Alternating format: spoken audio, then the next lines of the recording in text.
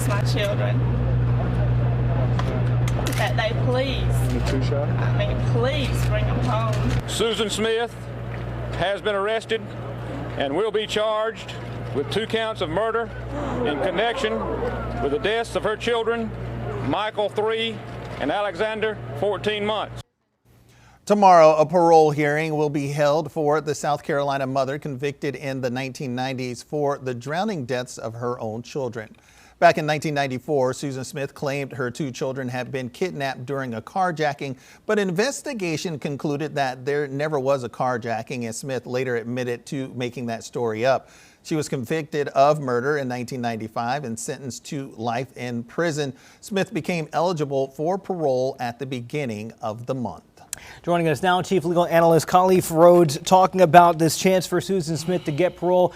So she lied about it, said a black man kidnapped her children, took her car. Turned out that she was lying. She has not been a model prisoner by any means. Allegations of drug use, sex with correctional officers. On top of the fact that there's a 6% chance or 8% chance that you even get parole. Khalif, what are her chances? 0% chance, it seems like, for a couple things. Let's go back. You have to put this into perspective. We live in the social media era when everything is right in front of your face. But 1994, I remember this watching the TV, and I'm in Pennsylvania. This took international. This was all across the country. Everyone was watching this. This had OJ level of type of following. And to your point, the lead-in didn't say it, but you said it for sure. She said that a black man took her son.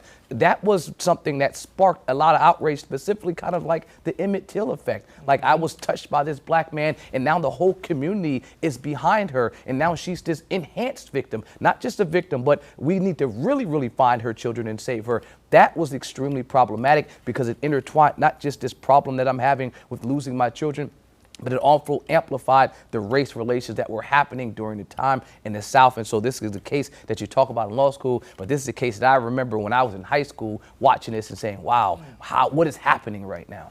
So when we look at this, we know that the hearing has to happen. This is one of those things that she's reached that point for the hearing. But then, as Julian was mentioning, there's so much that's happened, you know, the things with the guards and then, you know, stealing a PIN number from another inmate, things like that. So isn't this like an open and shut case that they're saying, hey, you haven't learned in prison? Well, you got the minimum requirements, right? You have to have served a minimum time. So each level of crime has a minimum time that you are required to have served before you can even become eligible. Crimes of less than 10 years, you have to have served at least 1/3. If it's a crime that's life imprisonment or at least 30 years, you have to have done at least 10 years. Well, she had 2 life sentences. So, I mean, at least once she did that 20 years, she had become eligible for parole. This 7-member board that they get from each one of the districts within the state will be comprised of people from her community, people that are just everyday citizens. Some folks that will have an opinion of her that will be disdainful, and some people that may say, you know what, I believe in second chances. But there is also this third contingency.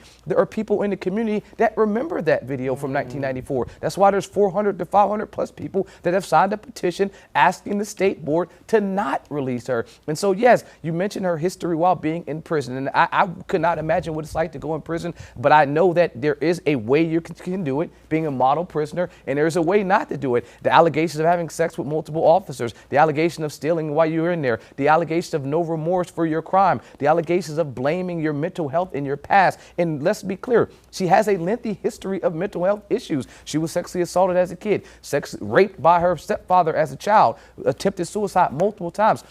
This is a person that has a lengthy history of mental health issues. So I don't think any of those things are false, but I think they're outweighed by the grave nature of the charge and her history while being incarcerated. With those 2 things alone, I think it's easy to see a person that's sitting on that board can deny this. But they do, as a board, have the ability to grant or deny these requests. I just think that this is a situation where it will be denied on its face just because this is history that's unfolding, and I don't think people have forgotten it.